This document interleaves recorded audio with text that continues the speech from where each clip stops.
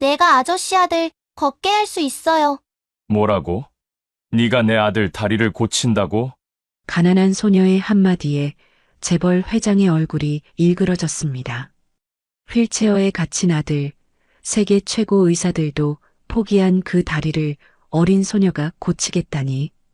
도대체 이 소녀는 무엇을 알고 있는 걸까요?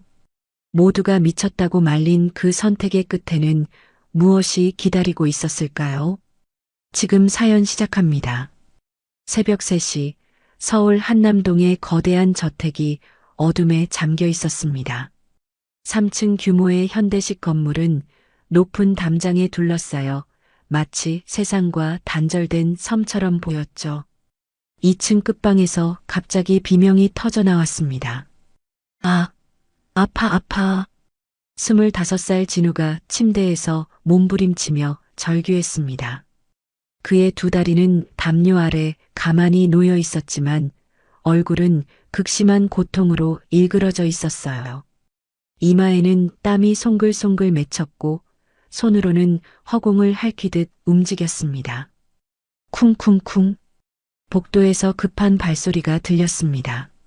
문이 벌컥 열리고 52살의 민재가 헐레벌떡 뛰어들어왔어요.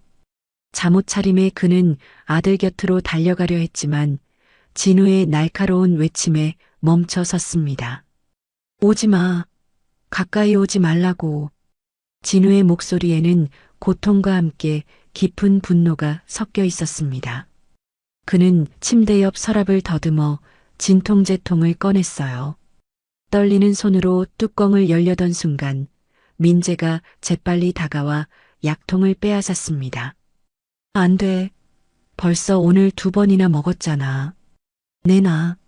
죽을 것 같단 말이야. 진우가 약통을 잡으려 손을 뻗었지만 상반신만으로는 한계가 있었어요. 휠체어는 침대에서 멀리 떨어진 곳에 놓여 있었죠. 그는 이를 악물고 민재를 노려봤습니다. 그 눈빛에는 5년 전 그날 밤의 원망이 고스란히 담겨 있었어요. 민재의 머릿속에 갑자기 그때의 기억이 떠올랐습니다. 설악산 토항성 폭포 근처의 가파른 암벽. 아들과 함께한 마지막 등반이었죠. 안개가 자욱했지만 그는 고집을 부렸습니다. 조금만 더 가면 정상이야. 할 수 있어. 그의 성급한 판단이 모든 걸 망쳤습니다. 미끄러운 바위에서 진우가 균형을 잃었고 15m 아래로 추락했어요.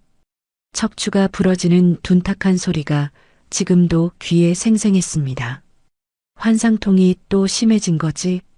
민재가 조심스럽게 물었지만 진우는 대답 대신 고개를 돌려버렸어요. 창밖으로 시선을 던진 그의 옆모습이 너무나 쓸쓸해 보였습니다.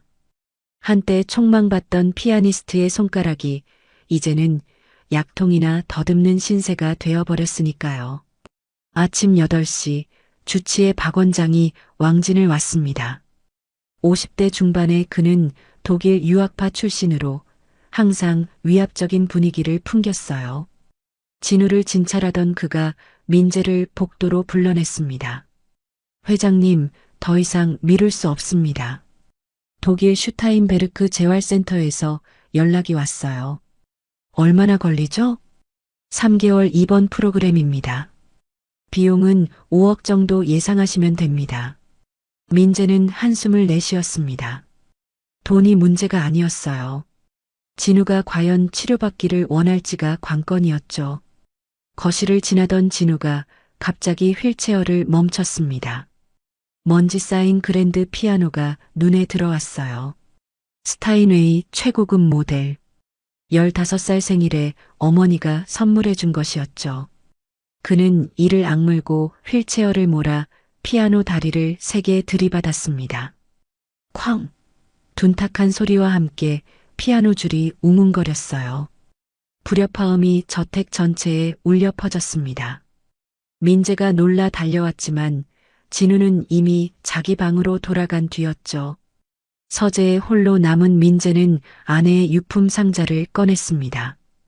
그 안에는 진우의 어린 시절 연주의 DVD가 있었어요. 12살 진우가 쇼팽 에튜드를 연주하는 모습, 객석에서 행복하게 웃던 아내의 얼굴, 모든 게 꿈 같았던 시절이었죠. 미안해, 여보. 내가 우리 아들을 망쳤어. 그의 눈가에 눈물이 맺혔습니다. 문득 구석에 놓인 첼로 케이스가 보였어요. 먼지가 수북이 쌓여 있었지만 케이스에 붙은 낡은 포스터는 아직 선명했습니다. 민재와 진우, 부자 듀엣 콘서트라는 글씨가 20년 전의 꿈을 말해주고 있었죠. 민재는 노트북을 켜고 구인 사이트에 접속했습니다. 가정부 채용 공고를 올리면서 특별한 조건을 하나 추가했어요. 아이 동반 가능합니다. 왜 그런 조건을 넣었는지 자신도 알 수 없었습니다. 어쩌면 이 적막한 저택에 아이들 웃음소리가 그리웠는지도 모르죠. 진우가 어렸을 때처럼 생기 넘치던 그 시절이 너무나 그리웠으니까요. 사흘 후 오전 10시 저택의 현관 초인종이 울렸습니다. 민재가 직접 문을 열자 45살의 여성이 17살 소녀와 함께 서 있었어요. 검소하지만 단정한 차림의 한미숙은 긴장한 표정으로 고개를 숙였습니다. 면접 보러 온 한미숙입니다. 이 아이는 제 조카 채원이에요. 채원은 큰 눈으로 저택 내부를 둘러봤습니다. 한 손에는 낡은 가죽 가방을, 다른 손에는 이상한 종 모양의 금속 그릇 여러 개가 든 상자를 들고 있었죠. 민재는 잠시 소녀를 관찰했습니다. 또래보다 성숙해 보이는 얼굴에 묘한 침착함이 느껴졌어요. 응접실로 안내받은 미숙이 이력서를 꺼내 놓았습니다. 민재가 서류를 훑어보던 중 한 줄에서 시선이 멈췄어요. 남편분이 3년 전에 교통사고로. 네, 그 후로 채원이와 단둘이 살고 있습니다.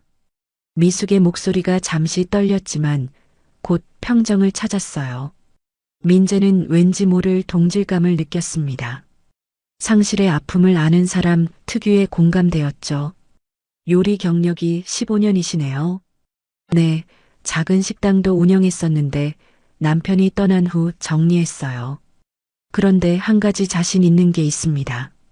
미숙이 가방에서 밀폐 용기를 꺼냈어요. 따뜻한 김이 모락모락 피어올랐습니다. 갈비찜입니다. 드셔보시겠어요? 민재가 한 입 맛보는 순간 눈이 커졌습니다. 5년 만에 느끼는 제대로 된 맛이었어요. 그때 2층에서 휠체어 바퀴 소리가 들렸습니다. 진우가 엘리베이터를 타고 내려오고 있었죠. 무슨 냄새지? 평소와 달리 진우가 직접 응접실로 들어왔습니다. 갈비찜을 보더니 잠시 망설이다가 젓가락을 들었어요. 한 점, 두 점, 그리고는 그릇을 비우기 시작했습니다. 민재는 놀란 눈으로 아들을 바라봤어요. 5년 만에 처음으로 음식을 제대로 먹는 모습이었으니까요. 맛있네요. 진우가 작게 중얼거렸습니다. 미숙의 얼굴에 안도의 미소가 번졌어요. 맛있는 음식은 마음을 열어요. 마음이 열리면 몸도 열리는 법이죠. 그녀가 무심코 던진 말에 민재가 움찔했습니다. 진우도 젓가락을 멈추고 미숙을 쳐다봤어요. 그 순간 복도에서 이상한 소리가 들려왔습니다. 웅웅웅.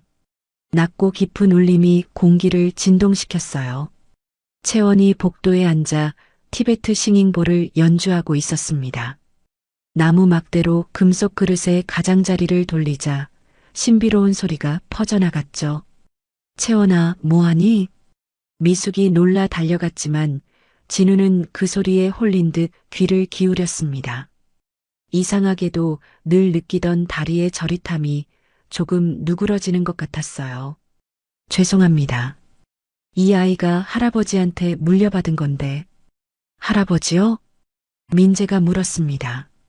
채원이 조용히 대답했어요. 한이 사셨어요. 2달 전에 돌아가셨는데 이것들을 저한테 남기셨어요. 채원이 가죽 가방을 열었습니다. 안에는 두꺼운 노트 여러 권이 들어 있었어요. 표지에는 한문으로 빼곡히 뭔가가 적혀 있었죠. 한자를 읽을 수 있나요? 조금은요. 할아버지가 5년 동안 가르쳐 주셨거든요. 제가 옆에서 치료 보조도 했고요. 진우가 휠체어를 돌려 채원 쪽으로 다가갔습니다. 싱잉볼의 울림이 점점 커지자 그의 표정이 묘하게 변했어요. 고통스럽던 얼굴에 평온함이 스며들었죠. 이 소리, 뭔가 이상해요. 진우가 혼잣말처럼 중얼거렸습니다. 채원이 고개를 들어 그를 바라봤어요. 17살 소녀의 눈빛은 나이답지 않게 깊었습니다. 마치 무언가를 꿰뚫어 보는 듯한 시선이었죠. 오빠, 다리가 아프신가요? 아니, 안 아파. 원래 감각이 없어. 그런데 왜 아픈 표정을 하고 계세요? 채원의 단순한 질문에 진우가 말문이 막혔습니다. 맞았어요. 감각이 없다면서 왜 항상 고통스러워하는 걸까요? 미숙이 딸을 말리려 했지만 민재가 손짓으로 제지했습니다. 뭔가 특별한 순간이라는 걸 직감했거든요. 전환장애라는 게 있어요. 채원이 노트를 펼치며 말했습니다. 한문 사이사이에 한글로 메모가 되어 있었어요. 마음의 상처가 너무 크면 몸이 대신 아파하는 거예요. 할아버지가 그런 환자들을 많이 보셨대요. 진우의 얼굴이 굳어졌습니다. 그리고는 차갑게 말했죠. 난 진짜로 척추가 다쳤어. 심리적인 게 아니야. 알아요. 하지만 마음도 같이 다치셨잖아요. 채원의 말에 응접실이 조용해졌습니다. 민재는 놀란 눈으로 소녀를 바라봤어요. 어떻게 저 나이에 이런 통찰력을 가질 수 있을까요? 채용하겠습니다. 민재가 갑작스럽게 선언했습니다. 미숙이 놀라 눈을 크게 떴어요. 정말이신가요? 네, 내일부터 출근하시면 됩니다. 숙소도 제공하니까 짐을 가져오세요. 진우가 의외라는 표정으로 아버지를 봤지만 아무 말도 하지 않았습니다. 대신 채원이 들고 있던 싱잉볼을 한 번 더 쳐다봤어요. 그 울림이 자꾸만 마음속 깊은 곳을 건드리는 것 같았거든요. 다음 날 새벽 5시 채원은 조용히 숙소를 나와 정원으로 향했습니다. 아직 어둠이 걷히지 않은 시간이었지만 그녀에게는 중요한 일과가 있었어요. 할아버지가 가르쳐준 기공 체조를 매일 빠짐없이 해야 했거든요. 차가운 공기를 깊게 들이마시며 채원은 천천히 팔을 들어 올렸습니다. 호흡에 맞춰 부드럽게 움직이는 모습이 마치 물속에서 춤추는 것처럼 우아했어요. 그녀의 손끝이 공기를 가르자 이상하게도 주변이 따뜻해지는 듯 했습니다.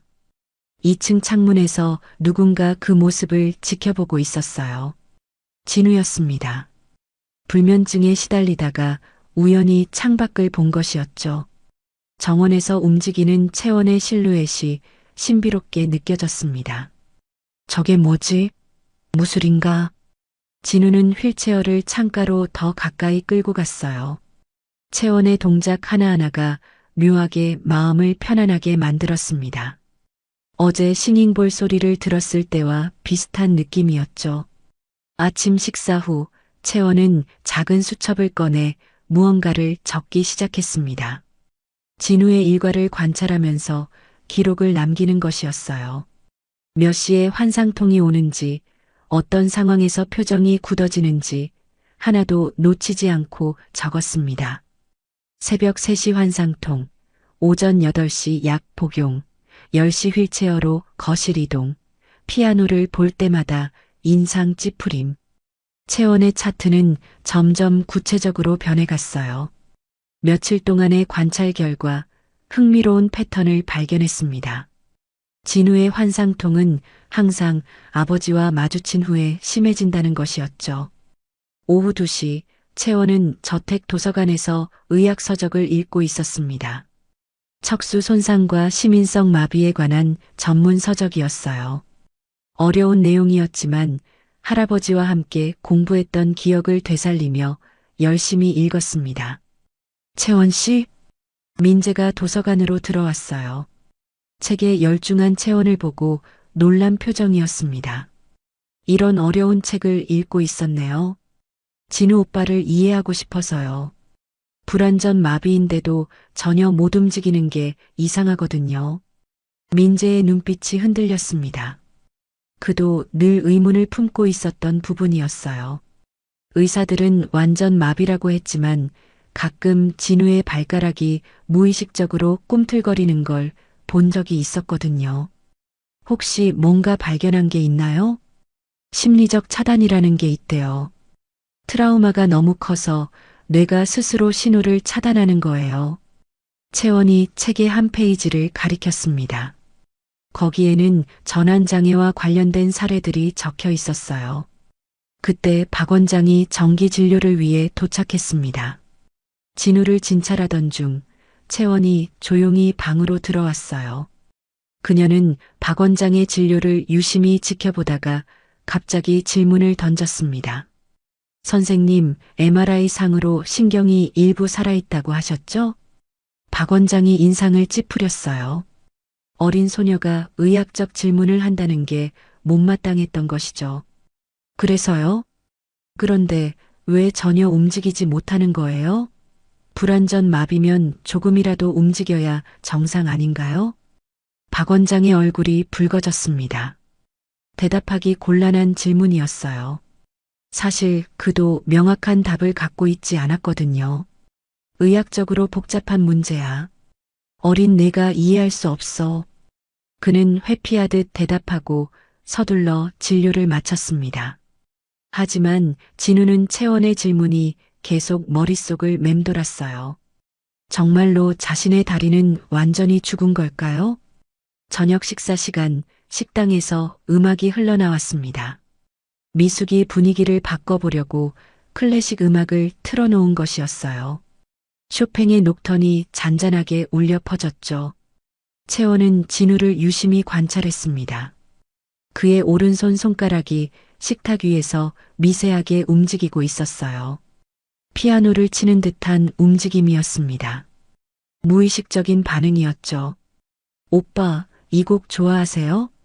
진우가 깜짝 놀라 손을 움츠렸어요. 자신도 모르게 손가락이 움직인 걸 들킨 것 같아 당황했습니다. 아니, 그냥 손가락이 음악에 맞춰 움직이던데요. 근육 기억이 남아있는 거예요. 채원이 수첩에 또 무언가를 적었습니다. 진우는 불쾌한 표정을 지었지만 한편으로는 궁금했어요. 이 소녀가 대체 뭘 하려는 걸까요? 밤 9시 채원은 숙소에서 할아버지의 노트를 펼쳤습니다. 한문으로 빽빽이 적힌 내용을 한글로 번역하기 시작했어요. 어려운 작업이었지만 진우를 도울 수 있는 단서를 찾고 싶었습니다. 심신일원, 마음과 몸은 하나다. 할아버지의 첫 문장이 눈에 들어왔어요. 그 아래에는 구체적인 치료 사례들이 적혀 있었습니다. 전쟁 트라우마로 걷지 못하게 된 환자를 치료한 기록도 있었죠. 한편 민재의 서재에서는 무거운 침묵이 흐르고 있었습니다. 진우와 마주 앉아 있었지만 두 사람 사이에는 보이지 않는 벽이 있었어요. 5년 동안 쌓인 벽이었죠. 오늘 컨디션은 어때? 그냥 그래요. 짧은 대답만 오갔습니다. 민재는 아들과 제대로 대화하고 싶었지만 무슨 말을 해야 할지 몰랐어요. 진우도 마찬가지였습니다. 서로 상처 주는 말만 하게 될까봐 입을 다물고 있었죠. 일주일이 지난 아침, 식당에는 무거운 정적이 흐르고 있었습니다. 진우는 음식을 앞에 두고도 젓가락을 들지 않았어요. 민재는 아들을 걱정스럽게 바라보다가 신문으로 시선을 돌렸습니다. 미숙은 묵묵히 추가 반찬을 준비하고 있었죠. 채원은 진우 옆에 앉아 조용히 관찰하고 있었습니다. 일주일 동안의 기록을 통해 그녀는 확신을 갖게 되었어요. 진우의 상태는 단순한 척수 손상이 아니었습니다. 훨씬 복잡한 무언가가 숨어 있었죠. 진우 오빠. 채원이 갑자기 입을 열었습니다. 모든 시선이 그녀에게 쏠렸어요. 채원은 숨을 깊게 들이마시고 말을 이어갔습니다. 오빠는 불완전 마비예요. 걸을 수 있어요. 탕. 진우가 들고 있던 숟가락이 바닥에 떨어졌습니다. 그의 얼굴이 순식간에 붉어졌어요. 분노와 당황이 뒤섞인 표정이었죠. 뭐라고? 진우의 목소리가 떨렸습니다. 민재도 놀라서 신문을 내려놓았어요. 미숙은 딸을 말리려 했지만 채원은 물러서지 않았습니다. 제가 일주일 동안 관찰했어요.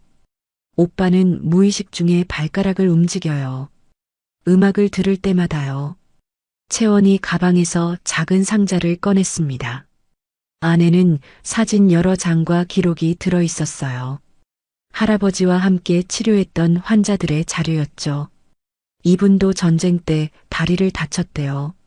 10년 동안 못 걸었는데 할아버지가 치료해서 다시 걸었어요. 진우가 갑자기 일어서려 했습니다. 아니, 정확히는 휠체어에서 몸을 일으키려는 동작이었어요. 하지만 곧 주저앉으며 접시를 밀어버렸습니다.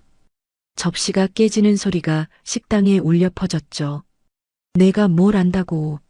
17살이 무슨 의사야?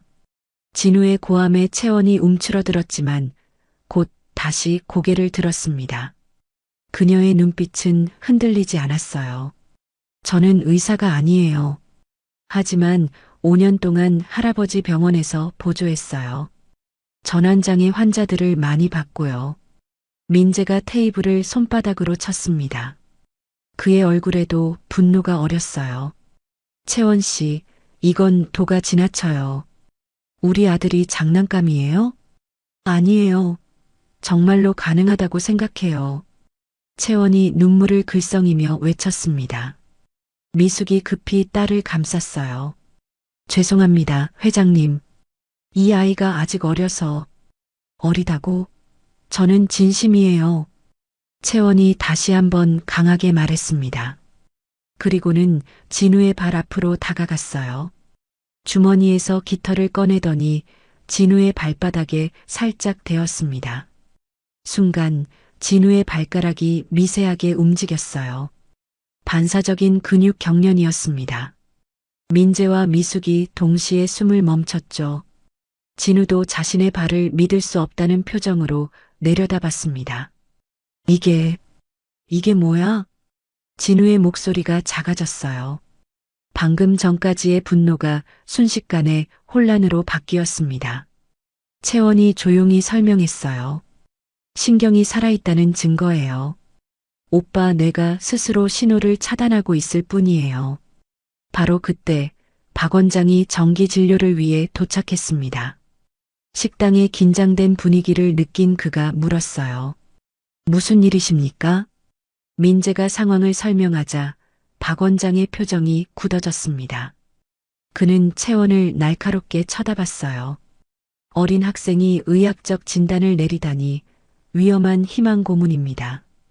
희망 고문이 아니에요. 진짜 가능성이 있어요.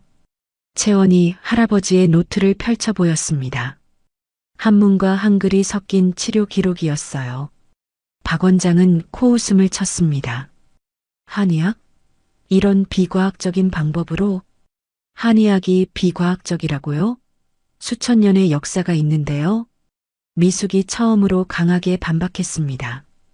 딸을 무시하는 박 원장의 태도가 못마땅했던 거예요. 전 독일에서 최신 의학을 공부했습니다. 이런 구시대적 방법과는 차원이 달라요. 박 원장이 서류 가방을 열었습니다. 두꺼운 계약서가 보였어요. 회장님, 독일 슈타인베르크 센터 예약금 마감이 내일입니다. 10억을 지금 결정하셔야 해요. 10억이라는 금액에 미숙이 숨을 멈췄습니다. 채원도 놀란 표정이었어요. 그런 큰 돈을 들여도 확실한 보장이 없다는 게 아이러니했죠. 진우가 갑자기 웃기 시작했습니다. 차갑고 쓸쓸한 웃음이었어요. 10억이든 100억이든 상관없어요. 어차피 안 나올 거니까. 그의 체념 어린 목소리에 모두가 침묵했습니다. 채원이 다시 진우 앞으로 다가갔어요. 오빠, 한 번만 믿어보세요. 믿어? 뭘 믿어? 내가 나한테 뭔데? 진우의 날카로운 말에 채원이 상처받은 표정을 지었지만 포기하지 않았어요. 제가 오빠한테 아무것도 아니죠. 하지만 할아버지는 저한테 전부였어요. 그분이 평생 연구한 게 이거예요. 채원이 할아버지 사진을 꺼냈습니다. 자상한 미소의 노인이 하얀 가운을 입고 있었어요. 할아버지가 돌아가시기 전에 말씀하셨어요. 언젠가 꼭 도와야 할 사람을 만날 거라고. 그게 오빠인 것 같아요. 민재가 사진을 유심히 봤습니다. 어디선가 본 듯한 얼굴이었어요. 그러다 깜짝 놀랐습니다. 한도준 한의사님? 아세요? 20년 전에 제 어머니를 치료해 주신 분이에요. 뇌졸중으로 쓰러지셨는데 이분 덕분에 다시 걸으셨죠. 식당이 다시 조용해졌습니다. 운명적인 연결고리가 드러난 순간이었어요. 진우도 놀란 표정으로 채원을 바라봤습니다. 할아버지가 그렇게 유명한 분이었어요? 채원이 작게 고개를 끄덕였습니다. 박 원장의 얼굴이 더욱 붉어졌어요. 상황이 자신에게 불리하게 돌아가고 있었거든요. 그래도 지금은 상황이 다릅니다. 척수 손상은 불완전 손상이잖아요. 채원이 단호하게 말했습니다. 그리고는 진우를 똑바로 쳐다봤어요. 오빠, 제가 걷게 할 수 있어요. 2달만 기회를 주세요. 진우는 채원의 눈을 피하지 못했습니다. 17살 소녀의 눈빛에는 묘한 확신이 있었어요.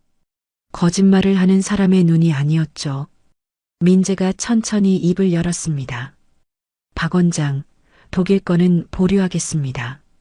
회장님, 대신 채원 씨에게 기회를 주고 싶네요. 물론 박 원장 치료도 계속 받으면서요. 박 원장이 이를 악물었습니다. 그의 계획이 틀어진 거였어요. 하지만 겉으로는 침착함을 유지했죠. 후회하실 겁니다. 박 원장이 차갑게 말하고 진료 가방을 챙겼습니다. 떠나기 전에 채원을 노려보며 속삭였어요. 미성년자가 의료행위를 하면 어떻게 되는지 알아? 위협적인 목소리였지만 채원은 물러서지 않았습니다. 오히려 더 당당하게 맞섰어요. 지압이랑 대화가 의료행위인가요? 박 원장이 아무 말 없이 떠난 후 식당에는 이상한 긴장감이 맴돌았습니다. 진우가 휠체어를 돌려 자기 방으로 가려고 했어요. 하지만 문 앞에서 멈춰 섰습니다. 2달이라고 했지? 채원이 놀란 표정으로 고개를 끄덕였어요. 정말 실패하면 그때는 포기해. 진우의 목소리에는 작은 기대가 섞여 있었습니다. 5년 만에 처음으로 품어보는 희망이었어요. 그날 밤 민재는 서재에서 잠을 이루지 못했습니다. 책상 위에는 2개의 서류 뭉치가 놓여 있었어요. 하나는 독일 재활센터 계약서, 다른 하나는 한도준 한의사의 경력을 조사한 자료였죠. 한도준 한의사는 생각보다 대단한 인물이었습니다. 1970년대부터 전쟁 트라우마 환자들을 치료했고 정부로부터 훈장도 받았어요.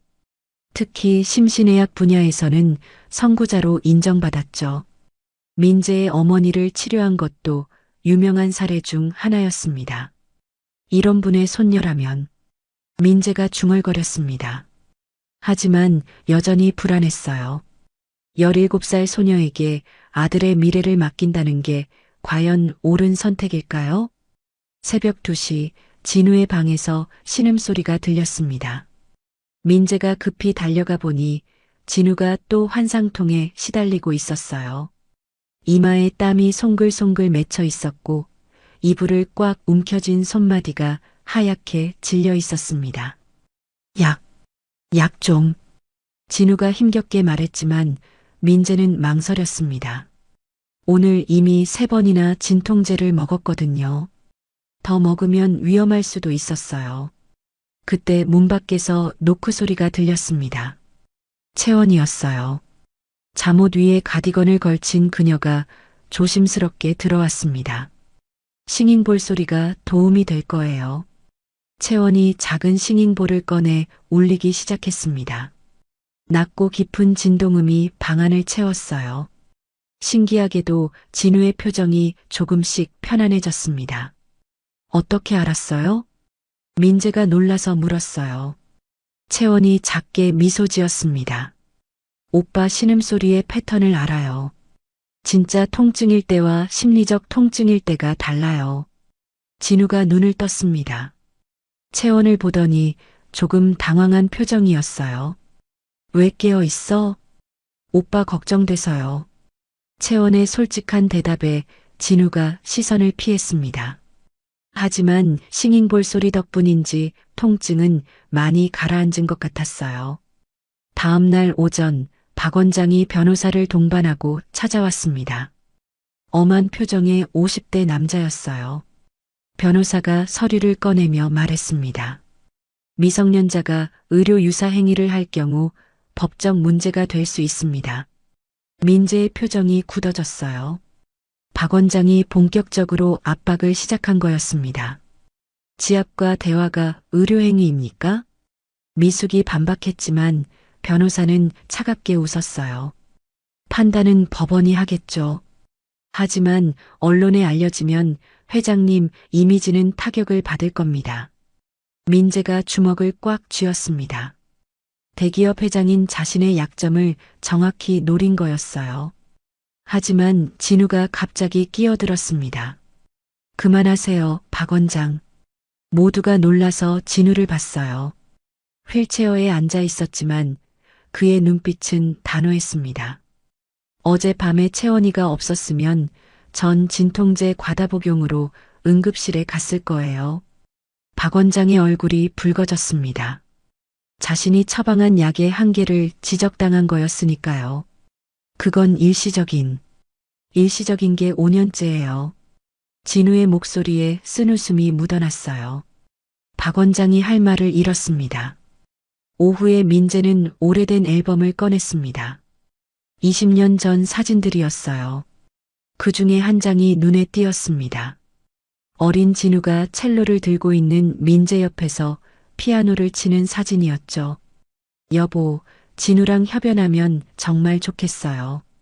죽은 아내의 목소리가 귓가에 들리는 것 같았습니다. 민재는 창고로 향했어요. 먼지 쌓인 첼로 케이스를 열어봤습니다. 혀는 끊어져 있었지만 악기 자체는 멀쩡했어요. 혹시 민재의 마음속에 작은 계획이 떠올랐습니다.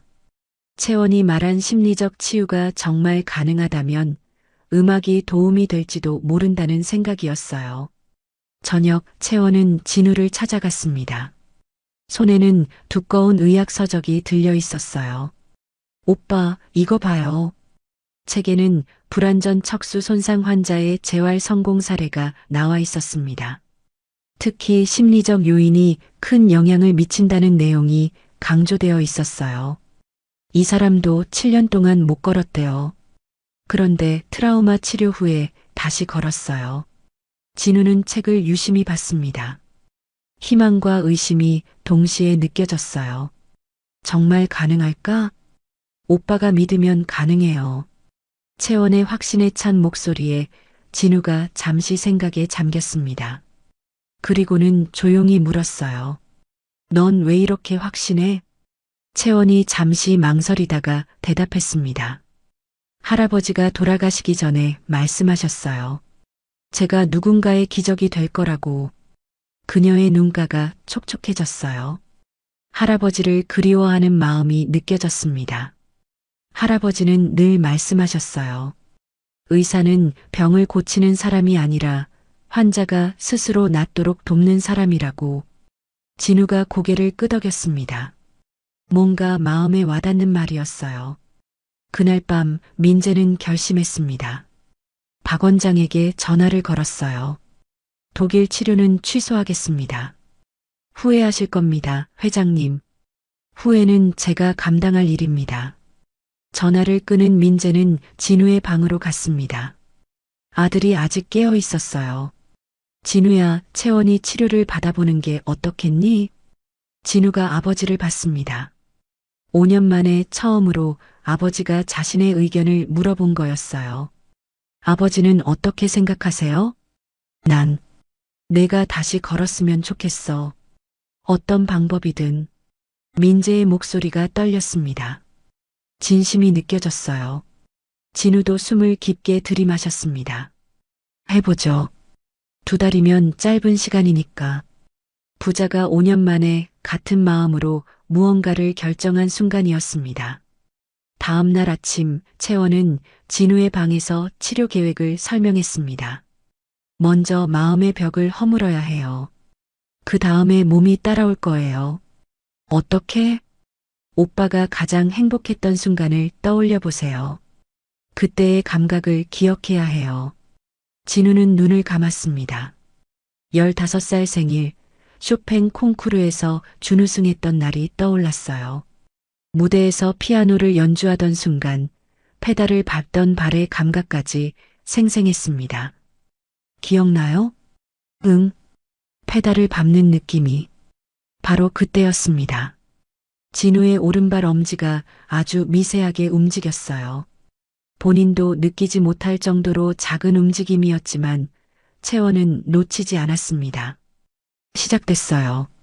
채원이 작게 미소 지었습니다. 긴 여정의 첫걸음이었어요. 치료 첫날 아침 6시 진우의 방은 평소와 달랐습니다. 커튼이 활짝 열려 있었고 햇살이 가득 들어왔어요. 채원이 준비한 티베트 싱잉볼 7개가 진우 주변에 원을 그리며 놓여 있었습니다.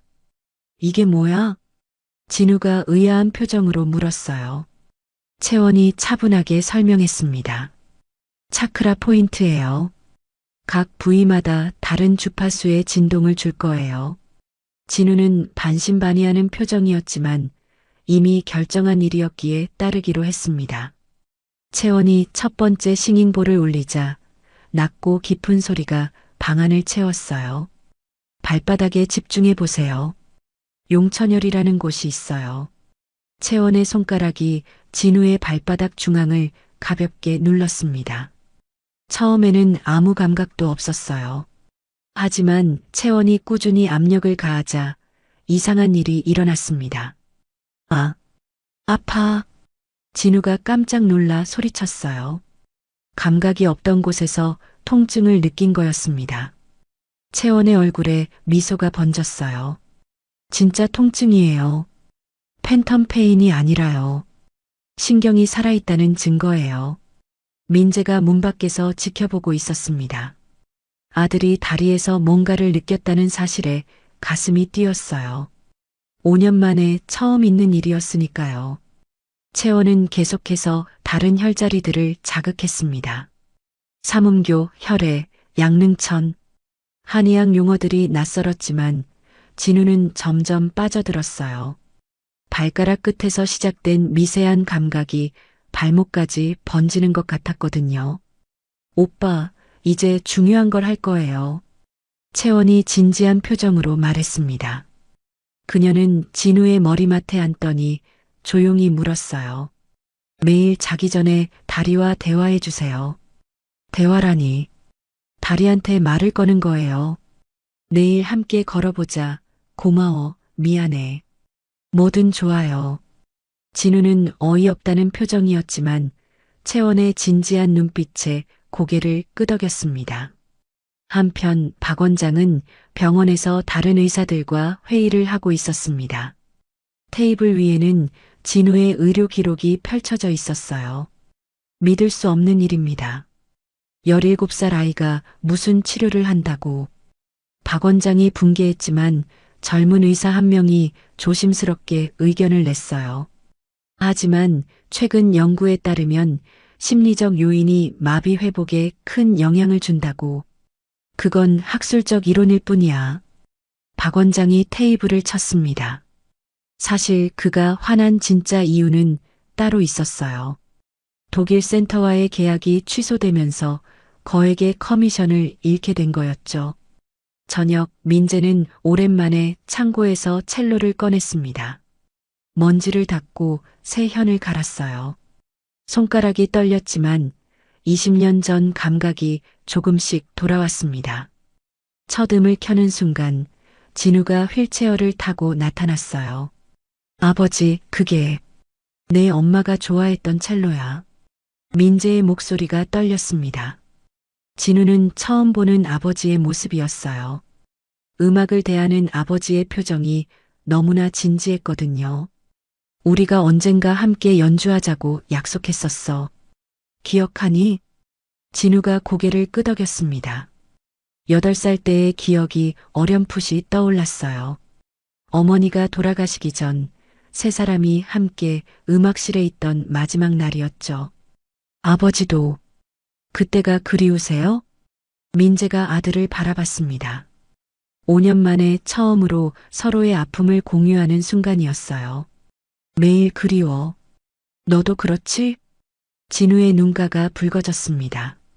아버지도 자신처럼 고통스러워하고 있었다는 걸 처음 알았어요. 일주일이 지났습니다. 채원의 치료는 매일 조금씩 진전을 보였어요. 진우의 환상통 빈도가 현저히 줄었고 발가락을 의식적으로 움직이려는 시도가 늘었습니다. 오빠, 오늘은 특별한 걸 해볼 거예요.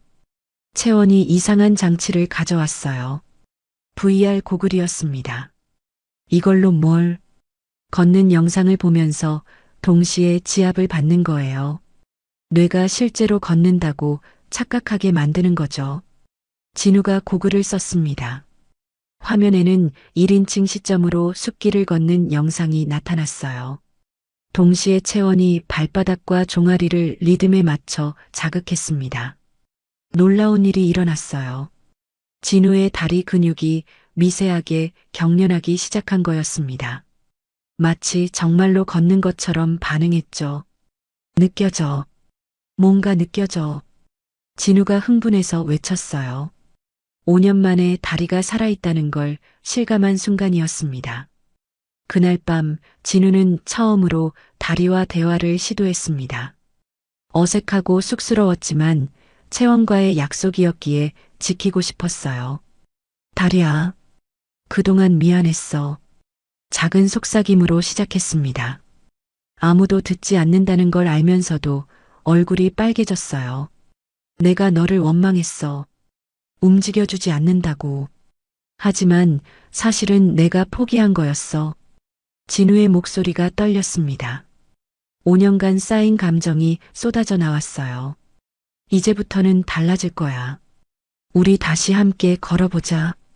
바로 그 순간 발가락이 꿈틀거렸습니다. 의지와는 상관없는 반사적 움직임이었지만 진우는 느낄 수 있었어요. 다리가 대답하고 있다는 걸. 2주일째 작은 기적이 일어났습니다. 진우가 꿈을 꿨어요. 걷는 꿈이었죠. 그런데 깨어났을 때 발이 간지러웠습니다. 발이 간지러워. 진우가 새벽에 소리쳤어요. 민재와 채원이 달려왔습니다. 진우의 얼굴에는 믿을 수 없다는 표정과 함께 기쁨이 가득했어요. 채원이 깃털로 발바닥을 간지럽혔습니다. 진우가 웃기 시작했어요. 진짜야. 간지러워. 민재의 눈에서 눈물이 흘렀습니다. 아들이 웃는 모습을 본 것도 다리에서 감각을 느낀 것도 모두 5년 만이었어요. 아버지, 저 정말로 나을 수 있을 것 같아요. 진우가 아버지의 손을 잡았습니다. 부자가 손을 맞잡은 것도 5년 만이었어요. 채원은 조용히 미소 지으며 두 사람을 바라봤습니다. 치료는 이제 시작에 불과했지만 희망의 불씨는 확실히 타오르기 시작했어요. 진우의 마음이 열리면서 몸도 조금씩 반응하고 있었던 거였습니다. 3주째 월요일 오후 진우의 방에는 따뜻한 햇살이 가득했습니다. 채원이 가져온 낡은 카세트 플레이어에서 쇼팽의 녹턴이 흘러나오고 있었어요. 진우는 눈을 감고 음악에 몸을 맡기고 있었습니다.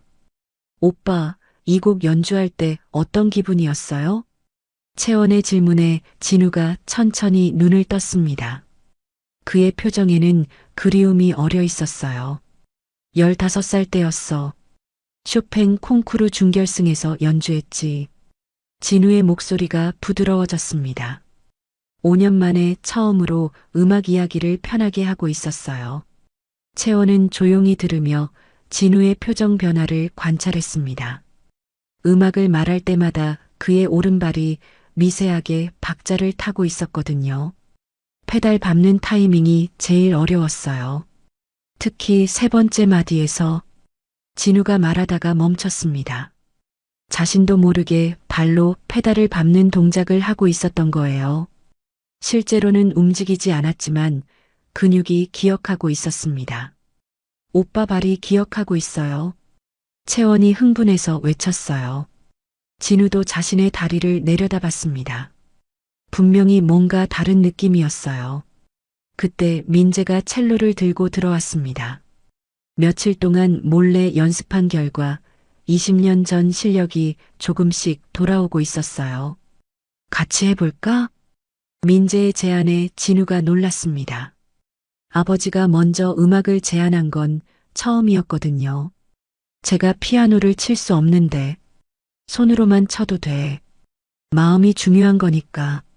민재가 첼로를 조율하기 시작했습니다. 낮은 음이 울려 퍼지자 진우의 눈빛이 변했어요. 어린 시절 아버지와 함께 연습하던 기억이 떠올랐거든요. 채원이 조용히 자리를 비켜줬습니다.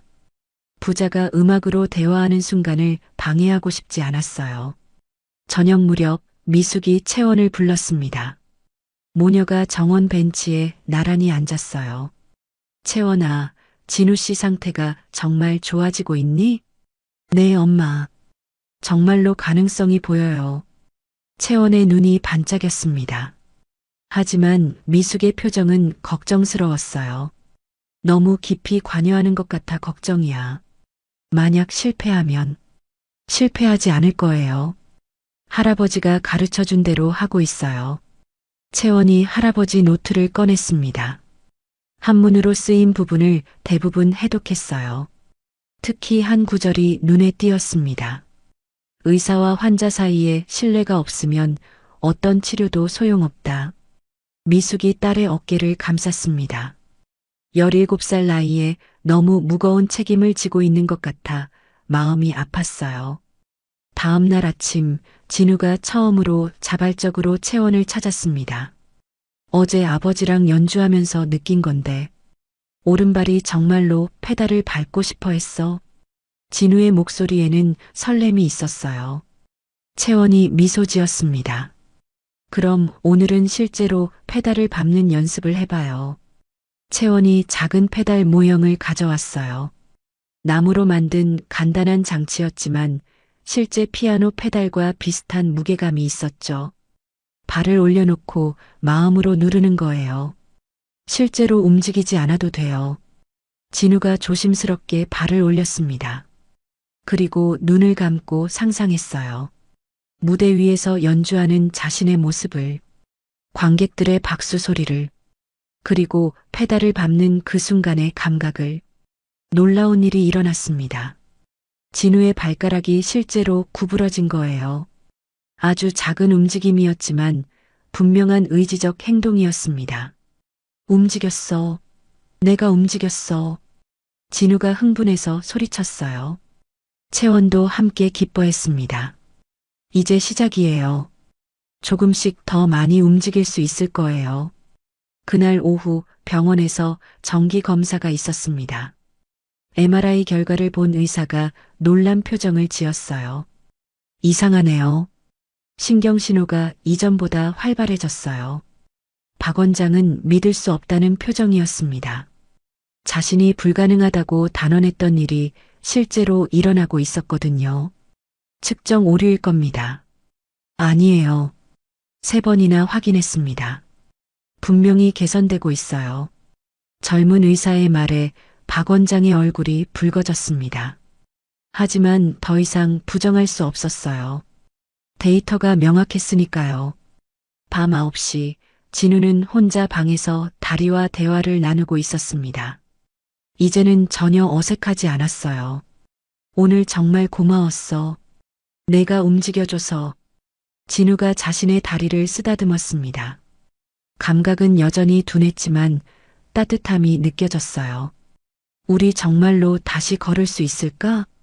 마치 대답하듯 발가락이 또 한 번 꿈틀거렸습니다. 진우의 눈에 눈물이 고였어요. 희망이 현실이 되어가고 있었습니다. 한편 채원은 할아버지 노트의 마지막 부분을 읽고 있었습니다. 거기에는 흥미로운 내용이 적혀 있었어요. 부자간의 트라우마는 함께 치유되어야 한다.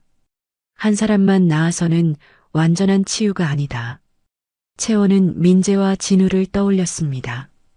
두 사람 모두 상처를 안고 있었어요. 등산 사고의 트라우마를 함께 극복해야만 진정한 치유가 가능할 것 같았습니다. 다음 날 채원은 특별한 제안을 했습니다. 오빠랑 아저씨가 함께 치료받으면 어떨까요? 민재와 진우가 동시에 채원을 봤어요. 두 사람의 표정에는 당황함과 함께 묘한 기대가 섞여 있었습니다. 아버지도 치료가 필요하신가요? 진우가 조심스럽게 물었어요. 민재가 잠시 망설이다가 대답했습니다. 나도. 그날 이후로 잠을 제대로 못 자. 늘 악몽을 꿔. 아버지의 고백에 진우가 놀랐습니다. 자신만 고통받는 줄 알았는데 아버지도 똑같았던 거예요. 채원이 부드럽게 말했습니다. 두 분이 함께 음악으로 치유하면 더 빨리 나을 수 있어요. 부자가 서로를 바라봤습니다. 5년간 쌓인 벽이 조금씩 무너지고 있었어요. 음악과 채원의 도움으로 두 사람은 서로의 상처를 이해하기 시작했습니다. 한 달째 되는 날 아침, 진우의 방은 완전히 달라진 공간이 되어 있었습니다. 벽에는 재활 성공 사례들의 사진이 붙어 있었고, 창가에는 채원이 가져다 놓은 작은 화분들이 햇빛을 받고 있었어요. 가장 눈에 띄는 건 침대 옆에 놓인 작은 피아노 페달이었습니다. 오빠, 오늘은 특별한 날이에요. 채원이 들뜬 목소리로 말했습니다. 손에는 새로운 장비가 들려 있었어요. 작은 전기 자극기였죠. 이게 뭐야? 근육 전기 자극 장치예요. 의사 선생님 허락받고 빌려왔어요. 진우의 표정이 긴장되었지만 이제는 채원을 완전히 신뢰하고 있었습니다. 지난 한 달 동안 그녀가 보여준 헌신과 전문성은 나이를 뛰어넘는 것이었거든요. 채원이 진우의 종아리에 패드를 붙였습니다. 약한 전류가 흐르자 근육이 미세하게 수축했어요. 진우는 그 감각에 놀랐습니다. 느껴져. 정말로 느껴져. 그의 목소리에는 감격이 묻어났어요. 5년 만에 종아리 근육이 살아있다는 걸 실감한 순간이었습니다. 바로 그때 민재가 첼로를 들고 들어왔습니다. 매일 아침 부자가 함께 음악 치료를 받기로 한 지 일주일째였어요. 브람스 이중 소나타 한번 해볼까? 민재의 제안에 진우가 고개를 끄덕였습니다. 휠체어를 피아노 앞으로 끌고 가서 상반신만으로 건반을 치기 시작했어요. 첼로의 낮은 울림과 피아노의 맑은 음이 어우러지면서 방 안이 음악으로 가득 찼습니다. 놀라운 일이 일어났어요. 진우가 연주에 몰입하자 그의 오른발이 저절로 박자를 맞추기 시작한 거였습니다. 실제로 페달을 밟지는 못했지만 발목이 위아래로 움직이고 있었어요. 아버지, 제 발 좀 보세요. 진우가 흥분해서 외쳤습니다. 민재도 연주를 멈추고 아들의 발을 바라봤어요. 정말로 움직이고 있었습니다. 음악이 내 몸을 깨우고 있구나. 민재의 목소리가 떨렸어요. 아들이 회복되는 모습을 보니 가슴이 벅차올랐습니다. 오후에는 더 놀라운 일이 있었습니다. 채원이 준비한 VR 고글을 쓰고 가상현실 속에서 걷기 훈련을 하던 중 진우가 갑자기 소리쳤어요. 발가락이 10개가 다 움직여. 정말이었습니다. 양발의 발가락 모두가 의지대로 구부러지고 펴지고 있었어요. 미세한 움직임이었지만 분명한 진전이었습니다. 채원이 급히 수첩에 기록했습니다. 회복 속도가 예상보다 빨랐어요. 심리적 차단이 풀리면서 신체도 빠르게 반응하고 있었던 거였죠. 오빠, 이제 발목도 움직여보세요. 진우가 온 힘을 집중했습니다. 이마에 땀이 송글송글 맺혔어요. 그리고 마침내 오른쪽 발목이 아주 조금 위로 들렸습니다. 했어. 내가 했어. 진우의 환호성에 온 집안이 들썩였어요. 미숙이 주방에서 뛰어나왔고 민재도 서재에서 달려왔습니다. 모두가 진우의 발목을 바라보며 함께 기뻐했어요. 그날 저녁 온 가족이 함께 모여 축하 파티를 했습니다. 미숙이 특별히 준비한 요리들이 식탁에 가득했어요. 진우는 5년 만에 처음으로 가족과 함께 웃으며 식사를 했습니다. 채원이가 우리 가족의 천사야. 민재가 진심을 담아 말했어요. 채원의 얼굴이 빨개졌지만 마음속으로는 뿌듯했습니다. 밤 10시 진우는 혼자 방에서 특별한 도전을 하고 있었습니다. 침대 끝에 앉아서 다리에 힘을 주려고 애쓰고 있었어요. 할 수 있어. 난 할 수 있어. 스스로를 격려하며 온 힘을 다했습니다. 그리고 놀랍게도 무릎이 조금 구부러졌어요. 완전한 움직임은 아니었지만 분명히 자신의 의지로 움직인 거였습니다. 다음 날 병원에서 종합검사를 받았습니다. 결과를 본 의료진이 모두 놀랐어요. 기적입니다. 척수신경이 재생되고 있어요. 젊은 의사가 믿을 수 없다는 표정으로 말했습니다. MRI 영상에는 이전과 확연히 다른 모습이 보였어요. 끊어졌다고 생각했던 신경 연결이 조금씩 회복되고 있었던 겁니다. 박 원장도 더 이상 부정할 수 없었어요. 데이터가 너무나 명확했거든요. 어떻게 이런 일이. 마음이 먼저 치유되니까 몸도 따라온 거예요. 채원이 조용히 말했습니다. 박 원장은 아무 대답도 하지 못했어요. 그 후 일주일 동안 진우의 회복 속도는 더욱 빨라졌습니다. 발목을 상하좌우로 움직일 수 있게 되었고 무릎도 30도 정도 구부릴 수 있었어요. 이 속도라면 정말로 걸을 수 있을 것 같아. 진우가 희망에 찬 목소리로 말했습니다. 채원도 고개를 끄덕였어요. 오빠의 몸이 깨어나고 있어요. 이제 절반은 온 거예요. 어느 날 오후 민재와 진우가 함께 음악실에 있었습니다. 부자는 이제 매일 1시간씩 함께 연주하는 시간을 가졌어요. 음악을 통해 5년간의 벽이 완전히 무너진 거였죠. 아들아, 내가 다시 피아노를 치는 모습을 보니 민재가 말을 잇지 못했습니다. 눈시울이 붉어졌어요. 진우도 아버지의 마음을 알 수 있었습니다. 아버지, 미안해요. 그동안 원망만 했어요. 나도 미안하다. 내 욕심 때문에 내가. 부자가 처음으로 서로를 끌어안았습니다. 5년 만에 화해였어요. 채원과 미숙이 문 밖에서 그 모습을 지켜보며 조용히 미소 지었습니다. 6주째가 되자 진우는 보조기를 잡고 서는 연습을 시작했습니다. 처음에는 10초도 버티기 힘들었지만 점점 시간이 늘어났어요. 1분 서 있었어. 진우가 기쁨에 겨워 소리쳤습니다. 다리가 후들거렸지만 확실히 자신의 힘으로 서 있었어요. 채원은 이 모든 과정을 꼼꼼히 기록했습니다. 할아버지가 남긴 치료법이 정말로 효과가 있다는 걸 증명하고 싶었어요. 언젠가 더 많은 사람들을 도울 수 있기를 바라면서 말이죠. 7주째 수요일 아침 저택의 분위기는 들떠 있었습니다.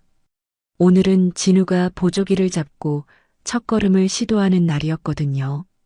민재는 일찍부터 거실을 정리했고 미숙은 특별한 음식을 준비했어요. 채원은 평소보다 더 긴장한 표정으로 마지막 점검을 하고 있었습니다. 오빠 준비됐어요?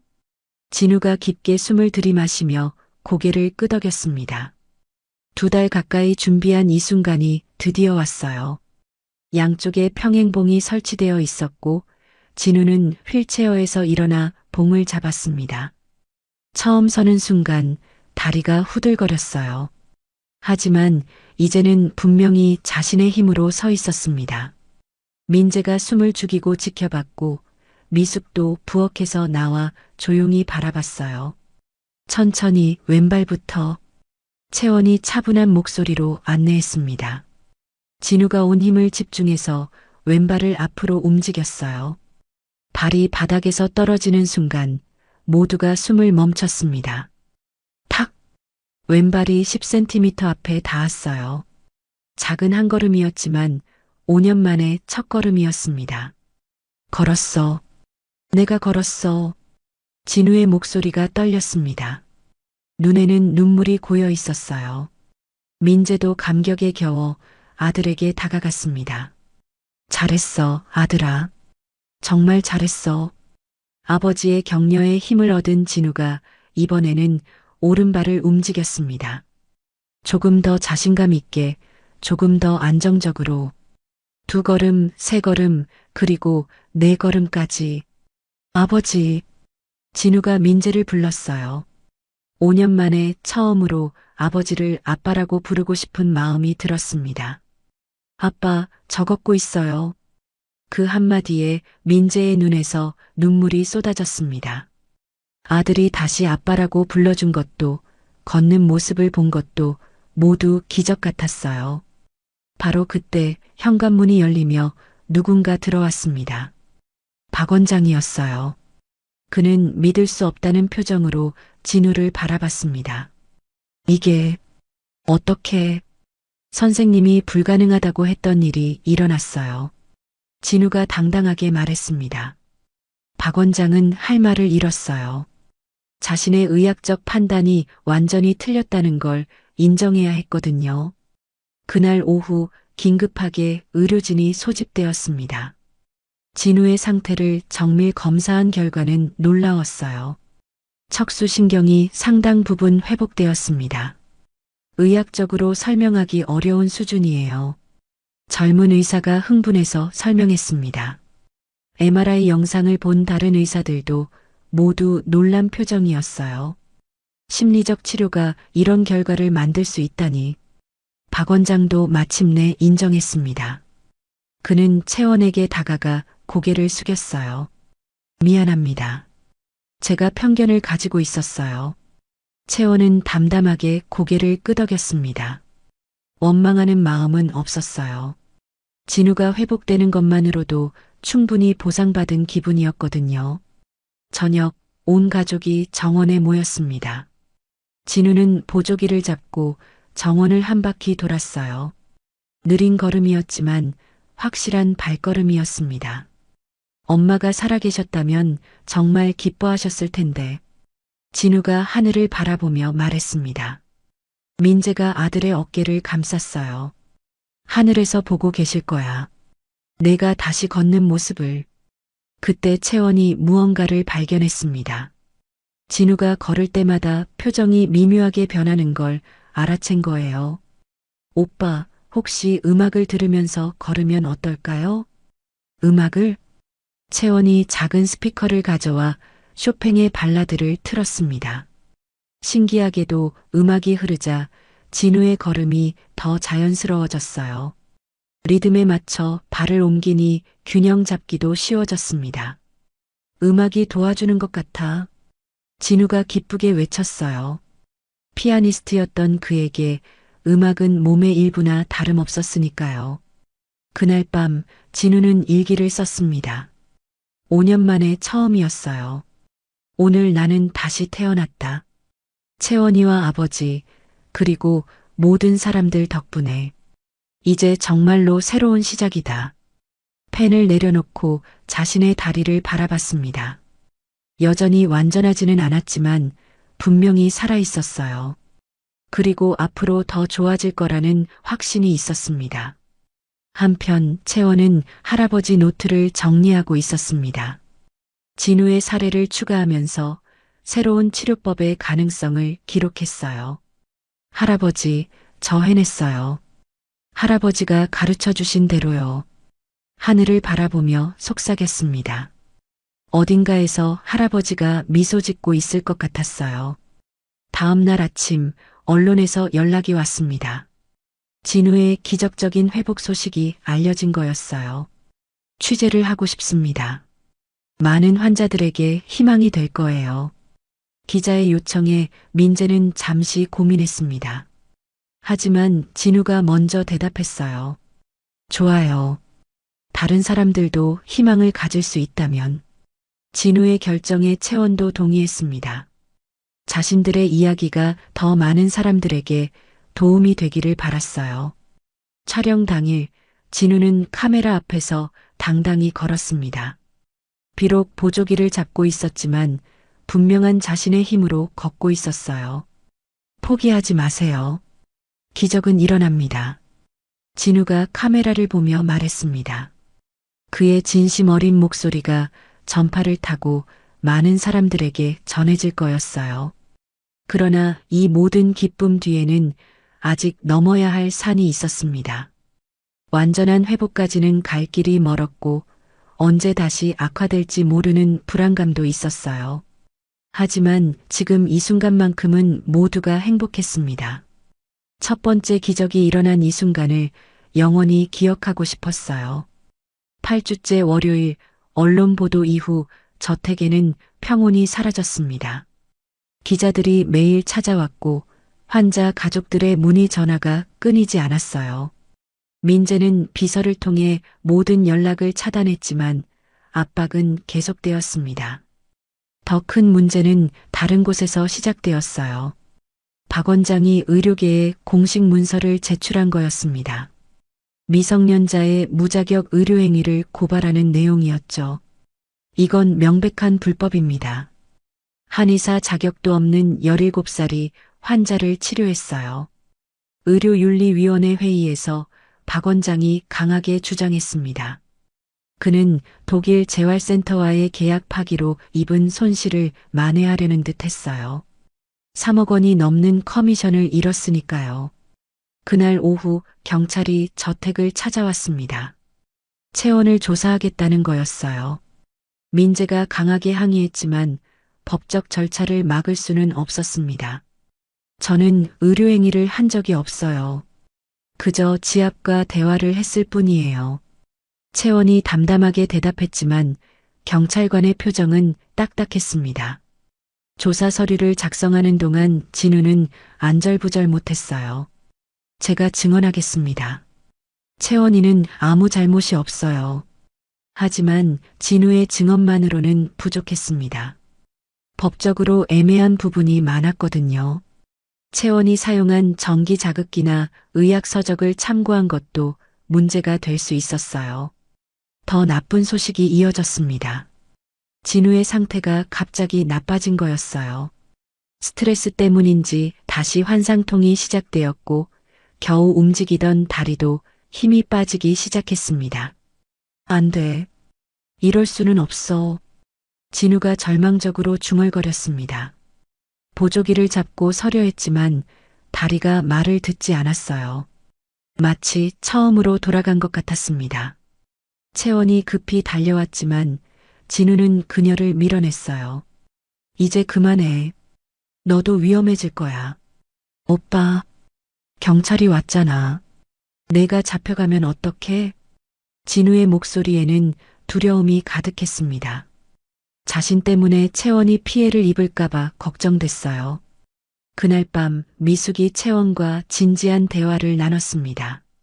이제 그만하자. 우리가 할 수 있는 건 다 했어. 엄마 하지만 내가 경찰에 조사받는 걸 아빠가 하늘에서 보면 얼마나 속상하시겠니? 미숙의 눈에 눈물이 고였어요. 딸이 고생하는 모습을 보는 게 너무 힘들었습니다. 다음 날 의료 전문 변호사가 찾아왔습니다. 박 원장이 고용한 사람이었어요. 그는 두꺼운 서류 뭉치를 테이블에 올려놓았습니다. 합의하시는 게 좋을 겁니다. 재판까지 가면 채원 양이 불리해요. 무슨 합의요? 민재가 날카롭게 물었습니다. 변호사가 서류를 펼쳤어요. 채원 양이 더 이상 진우 씨를 치료하지 않는다는 각서입니다. 그리고 언론에 사과문을 내면 고발을 취하하겠답니다. 민재의 얼굴이 붉어졌습니다. 분노가 치밀어 올랐어요. 이건 협박이야. 사실을 말씀드리는 겁니다. 미성년자가 전과자가 되길 원하시나요? 변호사의 차가운 말에 모두가 침묵했습니다. 채원의 미래가 걸린 문제였어요. 진우가 휠체어를 타고 나타났습니다. 이틀 만에 다시 휠체어 신세가 된 거였어요. 채원이를 내버려둬요. 이 모든 게 제 탓이에요. 진우의 체념 어린 목소리가 가슴을 아프게 했습니다. 한 달 전의 희망찬 모습은 온데간데 없었어요. 채원이 고개를 저었습니다. 포기 안 해요. 오빠가 다시 일어설 때까지. 그만해. 너까지 망칠 수는 없어. 진우가 처음으로 채원에게 소리쳤어요. 그의 눈에는 절망과 분노가 뒤섞여 있었습니다. 그때 전화벨이 울렸습니다. 병원에서 온 전화였어요. 검사 결과가 나왔습니다. 진우 씨의 상태가. 의사의 목소리가 떨렸습니다. 좋지 않은 소식인 것 같았어요. 척수 신경에 염증이 생겼습니다. 무리한 재활 때문일 수도 있고 민재가 전화를 떨어뜨릴 뻔했습니다. 겨우 회복되던 아들이 다시 악화된다니 믿을 수 없었어요. 박 원장이 병원에 나타났습니다. 그의 얼굴에는 승리의 미소가 어려 있었어요. 제가 뭐라고 했습니까? 검증되지 않은 치료는 위험하다고요. 이건 선생님이 조작한 거 아닌가요? 채원이 의심스럽게 물었지만 박 원장은 코웃음을 쳤어요. 증거가 있나요? 데이터는 거짓말하지 않아요. 실제로 MRI 영상에는 염증이 선명하게 보였습니다. 누구도 부정할 수 없는 사실이었어요. 진우는 병실 침대에 누워 천장을 바라봤습니다. 다시 시작점으로 돌아온 기분이었어요. 아니, 더 나빠진 것 같았습니다. 아빠, 저 정말 안 되는 건가 봐요. 민재가 아들의 손을 꽉 잡았습니다. 포기하지 마. 우리가 한번 해냈잖아. 하지만 진우의 눈빛은 이미 꺼져가고 있었어요. 희망을 품었다가 다시 절망하는 건 너무나 고통스러웠거든요. 채원은 복도에서 혼자 울고 있었습니다. 할아버지 노트를 꽉 안고서요. 할아버지, 제가 뭘 잘못한 걸까요? 왜 오빠가 다시 아픈 거예요? 대답 없는 질문만이 병원 복도에 메아리 쳤습니다. 기적은 정말 끝난 걸까요? 아니면 이것도 회복 과정의 일부일까요? 아무도 알 수 없었습니다. 병원에 입원한 지 사흘째 되는 아침, 진우의 상태는 최악이었습니다. 척수 염증이 퍼지면서 다리뿐만 아니라 허리까지 감각이 사라지기 시작했어요. 의료진은 긴급 회의를 거듭했지만 뚜렷한 해결책을 찾지 못했습니다. 스테로이드 치료를 시작해야 합니다. 염증을 막지 못하면 담당 의사가 말을 끝맺지 못했어요. 하지만 모두가 알고 있었습니다. 최악의 경우 전신마비가 될 수도 있다는 걸요. 진우는 병실 침대에 누워 있었습니다. 겨우 회복했던 희망이 모두 사라진 지금 그의 눈은 텅 비어 있었어요. 민재가 아들 곁을 지키고 있었지만 무슨 말을 해야 할지 몰랐습니다. 그때 채원이 병실로 들어왔어요. 하지만 진우는 고개를 돌려버렸습니다. 나가. 너 때문이야. 차가운 말에 채원이 멈춰섰습니다. 진우의 목소리에는 원망이 가득했어요. 오빠, 내가 희망을 줬어. 할 수 있다고, 걸을 수 있다고. 그런데 봐, 더 나빠졌잖아. 진우가 소리쳤습니다.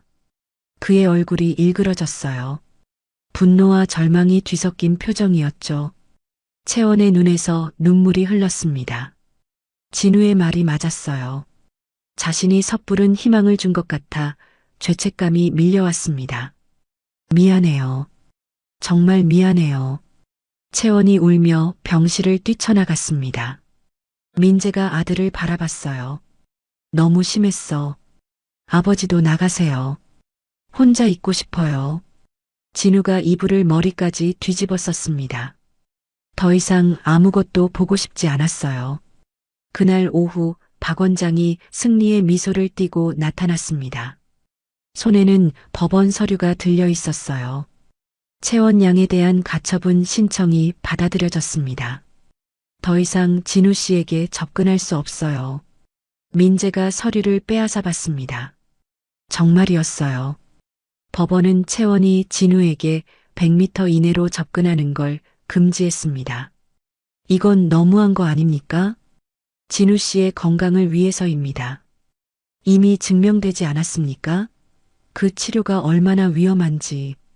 박 원장이 떠난 후 민재는 무너져 내렸습니다.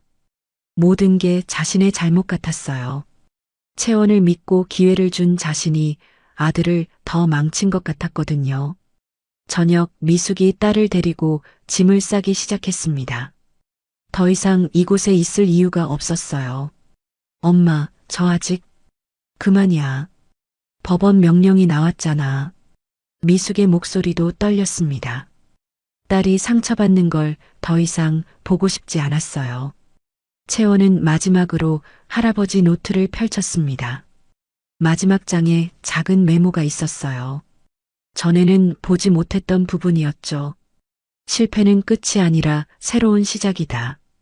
환자가 의사를 거부할 때 그때가 진정한 치유의 시작점이다. 채원은 이 말의 의미를 이해할 수 없었습니다. 하지만 가슴 한편에 작은 불씨처럼 남아 있었어요. 다음 날 새벽 진우가 악몽에서 깨어났습니다. 꿈속에서 다시 걷고 있었는데 갑자기 절벽에서 떨어지는 꿈이었어요. 온몸이 땀으로 흠뻑 젖어 있었습니다. 복부에서 극심한 통증이 느껴졌어요. 염증이 더 퍼진 것 같았습니다. 간호사를 부르려 했지만 호출 버튼도 누를 힘이 없었어요. 그때 창밖에서 누군가 보였습니다. 채원이었어요. 100m 떨어진 병원 정원에 서서 병실을 바라보고 있었죠. 법원 명령을 어길 수는 없었지만 멀리서라도 지켜보고 싶었던 거였습니다. 진우는 채원을 보며 복잡한 감정을 느꼈습니다. 원망과 그리움이 동시에 밀려왔어요. 하지만 곧 고개를 돌렸습니다. 이제 모든 게 끝났다고 생각했거든요. 오전에 의료진이 들어왔습니다. 새로운 검사 결과를 가져온 거였어요. 죄송합니다. 염증이 계속 퍼지고 있어요. 이대로면 의사가 말을 끝내지 못했지만 모두가 알았습니다. 시간이 얼마 남지 않았다는 걸요. 민재가 무너졌습니다. 아들을 2번 잃는 기분이었어요. 처음엔 다리를, 이번엔 전부를 잃을지도 모른다는 두려움에 온몸이 떨렸습니다. 수술이라도, 뭐라도 해주세요. 할 수 있는 건 다 하고 있습니다. 하지만 의사도 난감한 표정이었어요. 의학적으로 설명할 수 없는 악화였거든요. 마치 진우의 몸이 스스로를 포기하는 것 같았습니다. 그날 밤 진우는 혼자 어둠 속에 누워 있었습니다. 천장에 형광등 불빛만 희미하게 보였어요. 엄마, 저 이제 가도 될까요? 죽은 어머니에게 속삭였습니다. 더 이상 싸울 힘이 없었어요. 희망을 가졌다가 잃는 고통을 다시 겪고 싶지 않았습니다. 바로 그때 핸드폰이 울렸어요. 채원의 메시지였습니다. 오빠, 포기하지 마세요. 할아버지 노트에서 새로운 걸 발견했어요. 하지만 진우는 메시지를 지워버렸습니다. 더 이상 희망 따위는 품고 싶지 않았어요. 창밖에는 비가 내리기 시작했습니다. 마치 하늘도 함께 우는 것 같았어요. 모든 것을 잃은 이 순간 정말로 끝인 걸까요? 아니면 할아버지 노트가 말한 대로 새로운 시작일까요? 채원은 빗속에서 여전히 병원을 바라보고 있었습니다. 포기할 수 없었어요. 진우가 자신을 거부해도 법원이 막아도 끝까지 방법을 찾고 싶었습니다. 할아버지라면 분명 포기하지 않았을 테니까요. 비가 그친 새벽 4시, 채원은 여전히 병원 정원 벤치에 앉아 있었습니다. 온몸이 젖었지만 떠날 수 없었어요. 할아버지 노트를 가슴에 꼭 안고 마지막 페이지를 다시 읽고 있었습니다. 진정한 치유는 환자가 스스로를 용서할 때 시작된다. 한문으로 쓰인 이 구절 아래에는 작은 사례가 적혀 있었어요. 1975년 아들을 잃은 죄책감으로 걷지 못하게 된 아버지의 이야기였습니다. 할아버지는 그 환자를 어떻게 치료했을까요? 채원은 갑자기 무언가를 깨달았습니다. 진우의 진짜 문제는 다리가 아니었어요. 5년 전 사고에 대한 죄책감, 살아남은 자의 죄의식이 그를 마비시킨 거였습니다. 아버지와 아들이 서로를 용서해야만. 채원이 벌떡 일어났습니다. 할아버지 노트의 뒷부분에 숨겨진 치료법을 발견한 거였어요. 부작한 트라우마 동시 치유법의 핵심이었죠. 같은 시각, 진우는 병실에서 극심한 고통에 시달리고 있었습니다.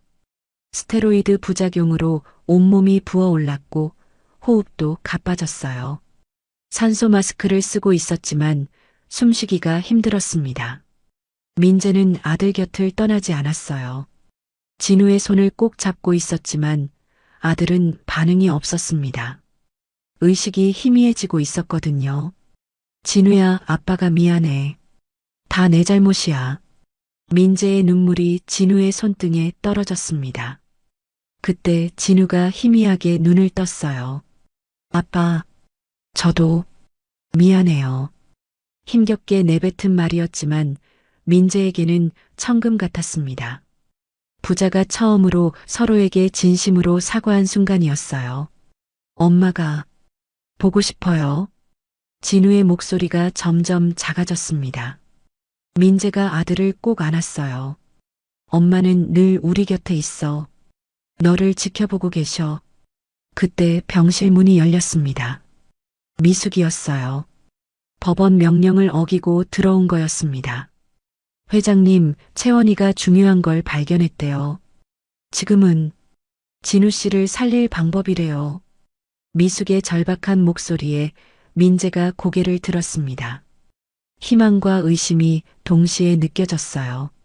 채원이 100m 밖 복도에서 전화로 설명했습니다.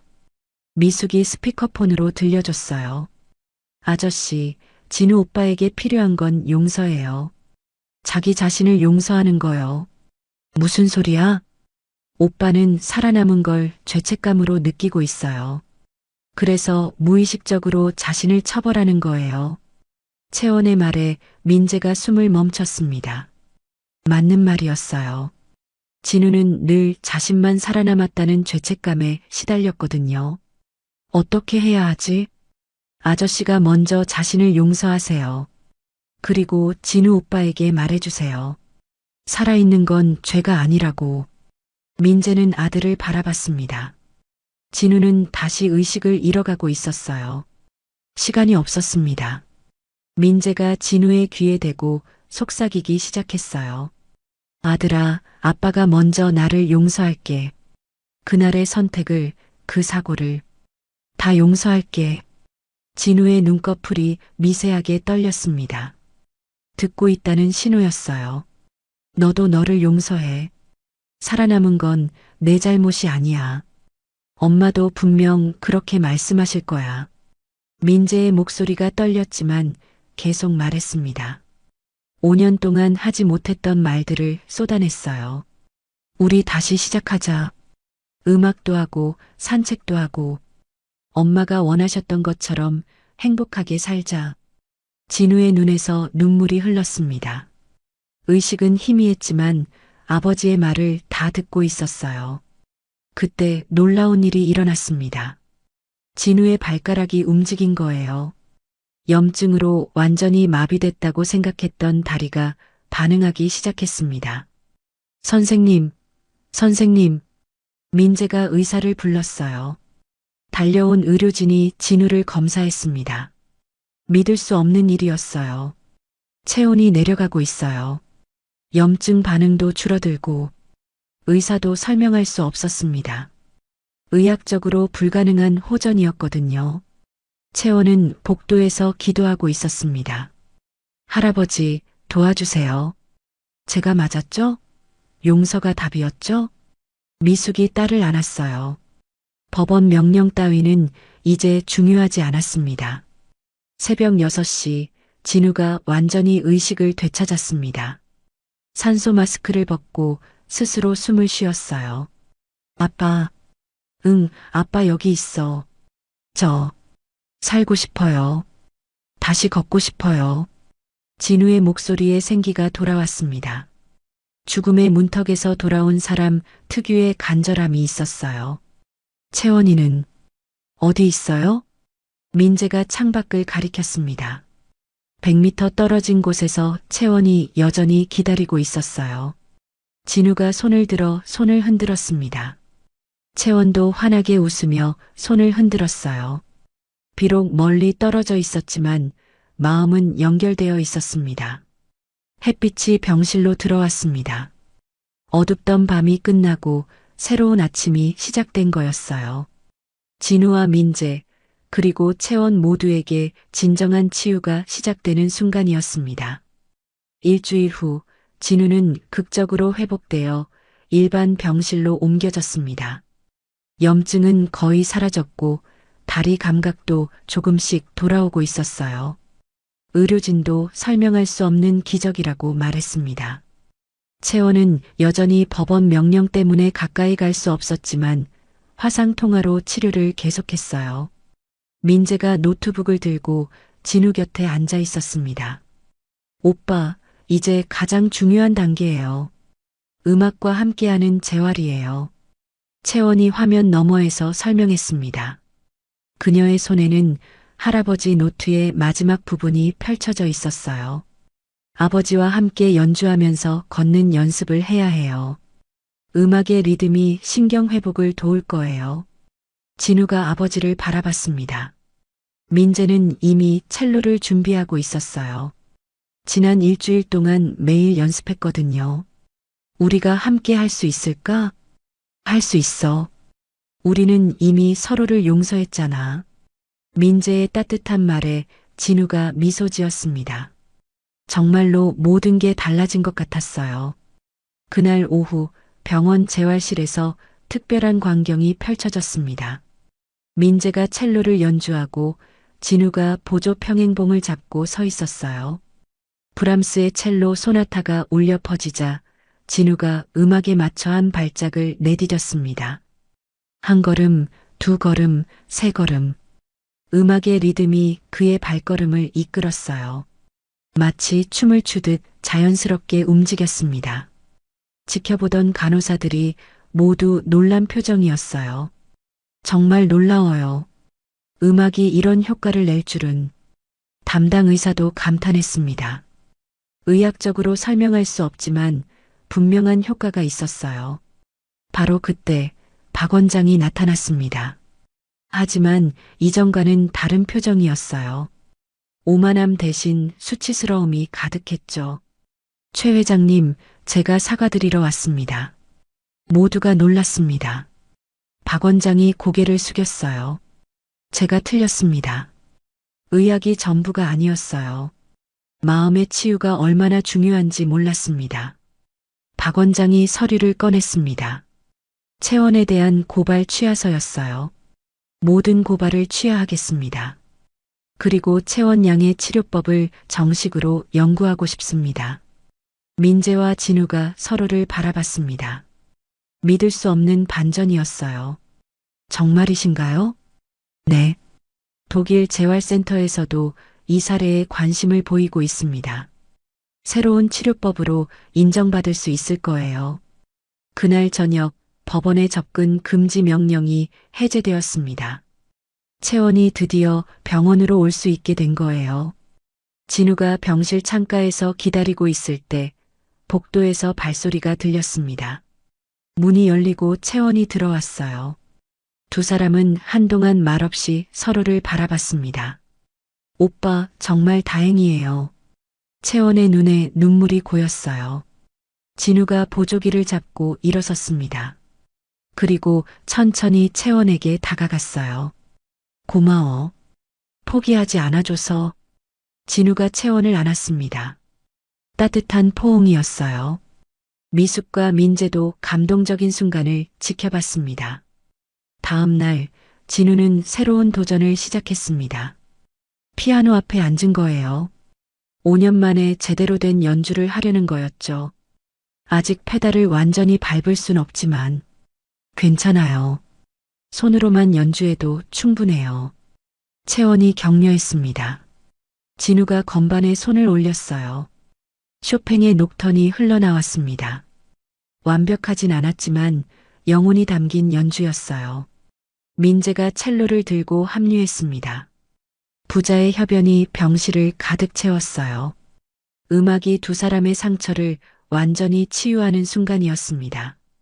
아빠, 우리 정말로 콘서트를 열면 어떨까요? 진우의 제안에 민재가 놀랐습니다. 콘서트를? 네.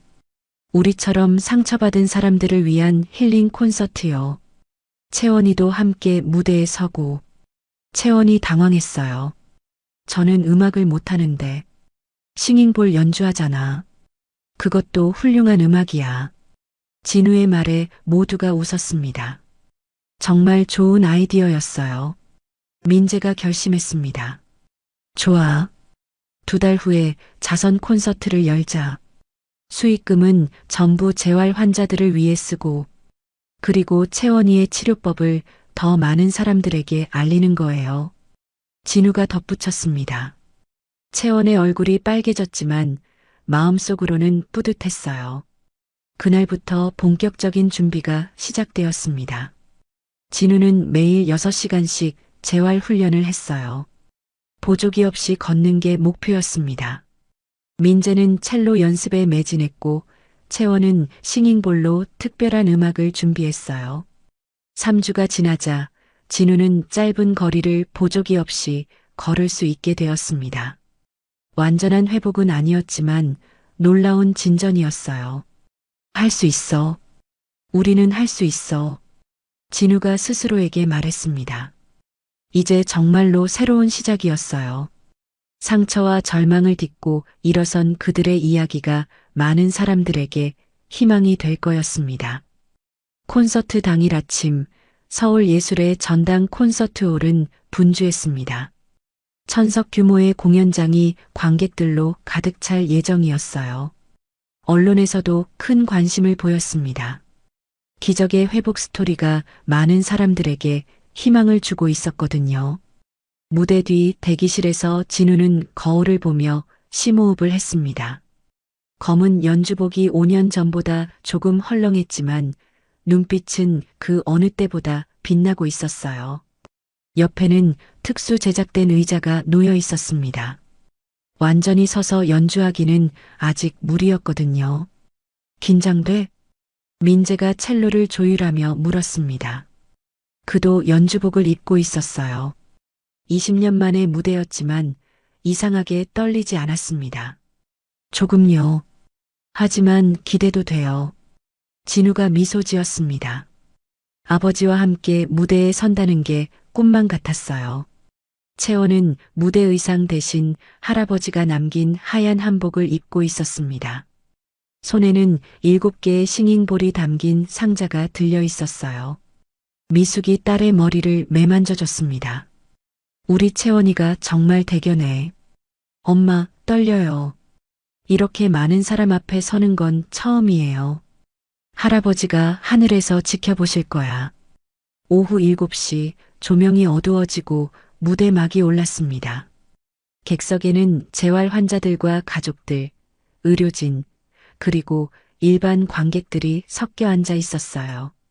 맨 앞줄에는 휠체어를 탄 환자들이 특별석에 자리했습니다. 진우가 먼저 무대로 나왔습니다. 보조 지팡이를 짚고 있었지만 스스로의 힘으로 걸었어요. 객석에서 박수가 터져 나왔습니다. 안녕하세요. 저는 5년 전 사고로 하반신이 마비됐던 최진우입니다. 진우의 목소리가 공연장에 울려 퍼졌습니다. 관객들이 숨죽이고 들었어요.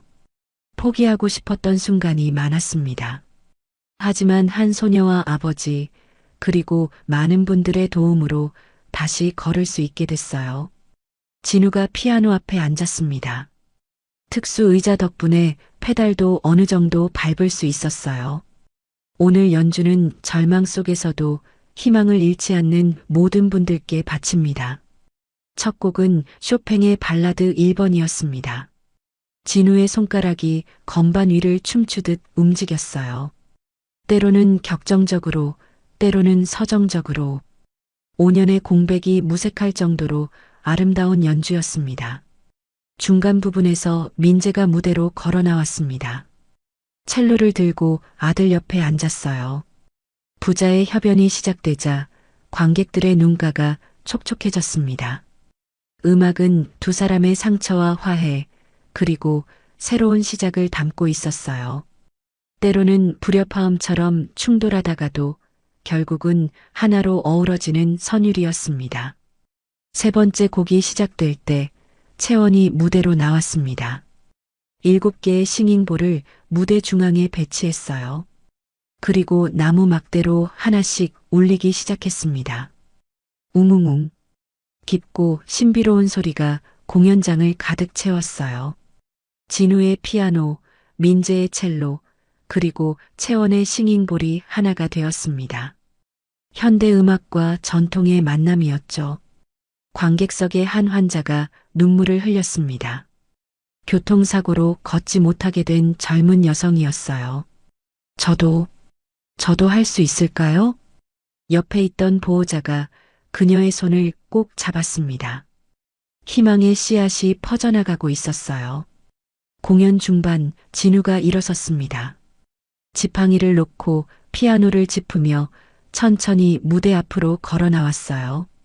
위태로워 보였지만 끝까지 걸었습니다. 여러분, 기적은 있습니다. 하지만 그 기적은 포기하지 않을 때 일어나요. 진우가 채원을 바라봤습니다. 이 소녀가 저에게 가르쳐 준 건 의학 지식이 아니었어요. 자신을 용서하는 법이었습니다. 그리고 아버지를 봤어요. 아버지와 함께 음악을 하면서 깨달았어요. 상처는 혼자 치유하는 게 아니라 함께 치유하는 거라는 걸. 마지막 곡이 시작되었습니다. 라흐마니노프의 피아노 협주곡 2번을 편곡한 버전이었어요. 진우가 주선율을 이끌고 민재가 화음을 더했습니다. 채원의 싱잉볼이 마치 오케스트라처럼 배경을 채웠어요. 클라이맥스에서 진우가 일어서서 연주했습니다. 다리가 떨렸지만 음악의 힘으로 버텼어요. 마지막 음이 울려 퍼지자 잠시 정적이 흐른 뒤 우레 같은 박수가 터져 나왔습니다. 관객들이 하나둘 일어섰어요. 스탠딩 오베이션이었습니다. 휠체어에 앉은 환자들도 손을 높이 들어 박수를 쳤어요. 진우, 민재, 채원이 손을 잡고 인사했습니다. 세 사람의 눈에는 눈물이 고여 있었어요. 무대 뒤에서 박 원장이 기다리고 있었습니다.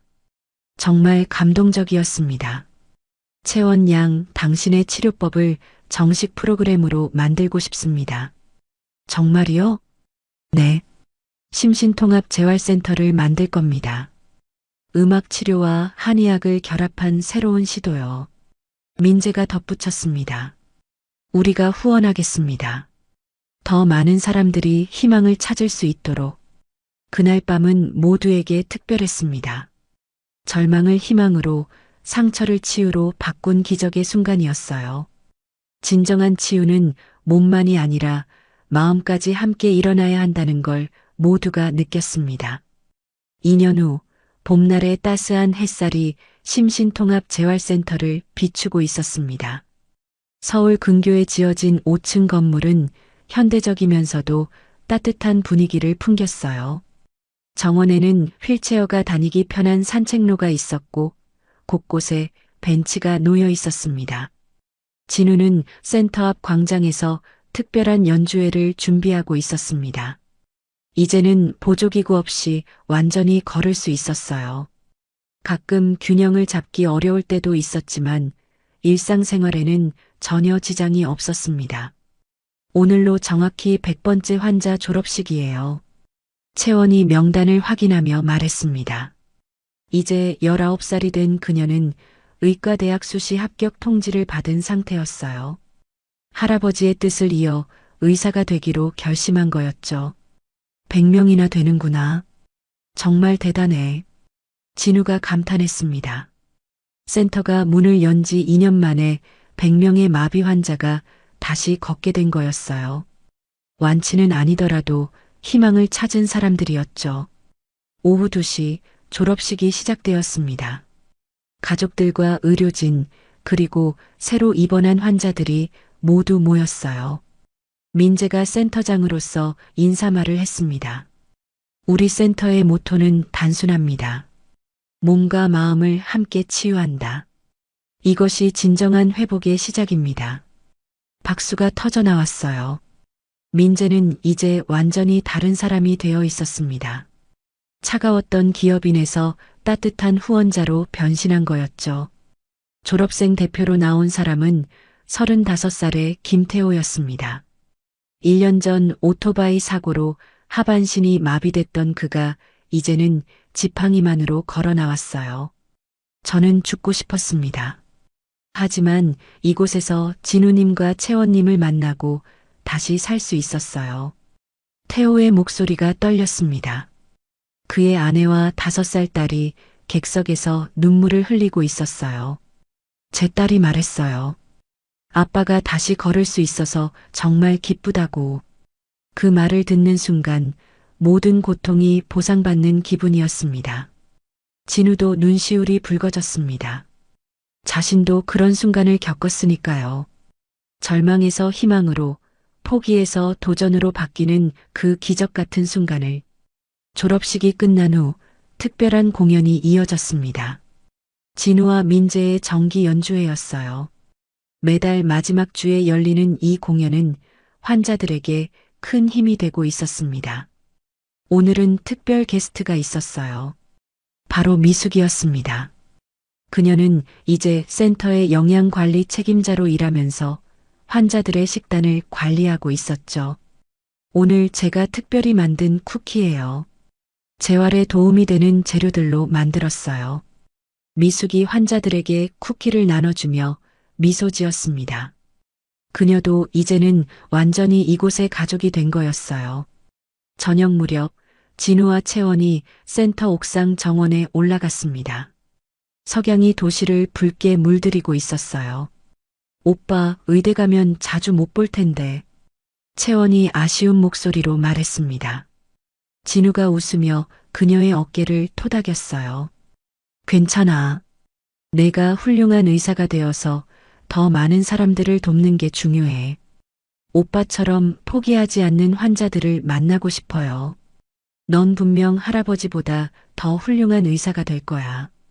두 사람이 서로를 바라보며 미소 지었습니다. 운명적인 만남으로 시작된 인연이 이제는 평생의 동반자가 된 거였어요. 그때 민재가 옥상으로 올라왔습니다. 손에는 샴페인 병이 들려 있었어요. 축하할 일이 있어. 무슨 일이세요? 독일 슈타인베르크 센터에서 우리 프로그램을 정식 도입하기로 했어. 국제적으로 인정받은 거야. 모두가 환호했습니다. 작은 기적으로 시작된 일이 이제는 세계적인 희망이 된 거였어요. 그리고 진우야, 너한테 제안이 왔어. 민재가 편지를 건넸습니다. 줄리아드 음대에서 온 초청장이었어요. 장애를 극복한 피아니스트로서 특별 강연을 요청한 거였습니다. 정말이에요? 그래. 내 이야기가 전 세계 음악도들에게 영감을 주고 있어. 진우의 눈에 눈물이 고였습니다. 한때는 꿈이 산산조각 났다고 생각했는데 이제는 더 큰 꿈을 이루고 있었어요. 밤이 되자 센터 곳곳에 불이 켜졌습니다. 병실에서는 환자들이 희망을 품고 잠들었고 재활실에서는 야간 치료가 진행되고 있었어요. 진우는 자신의 사무실에서 일기를 썼습니다. 오늘도 기적은 계속되었다. 작은 손길이 큰 변화를 만들고 포기하지 않는 마음이 불가능을 가능으로 바꿨다. 엄마, 하늘에서 보고 계시죠? 저는 이제 정말 행복해요. 펜을 내려놓고 창밖을 바라봤습니다. 별이 빛나는 밤하늘이 아름다웠어요. 센터 정문에는 큰 현판이 걸려 있었습니다. 희망 심신통합 재활센터 마이너스 기적은 믿는 자에게 일어난다. 한도준 한의사의 마지막 메시지였어요. 채원이 할아버지 노트에서 발견한 문구를 새긴 거였죠. 마지막으로 카메라가 센터 전경을 비췄습니다. 어둠 속에서도 환하게 빛나는 건물, 그곳에서는 오늘도 새로운 기적이 준비되고 있었어요. 절망이 희망으로, 상처가 치유로, 그리고 포기가 도전으로 바뀌는 놀라운 이야기들이 계속될 거였습니다. 지금까지 한 가족의 드라마 같은 이야기를 들어주셔서 감사합니다. 이 가족에게 하고 싶은 이야기가 있거나 응원을 해주고 싶다면 댓글 달아주세요. 그럼 오늘도 건강한 하루 되시고 다음에도 좋은 이야기로 찾아오겠습니다. 인생은 드라마였습니다.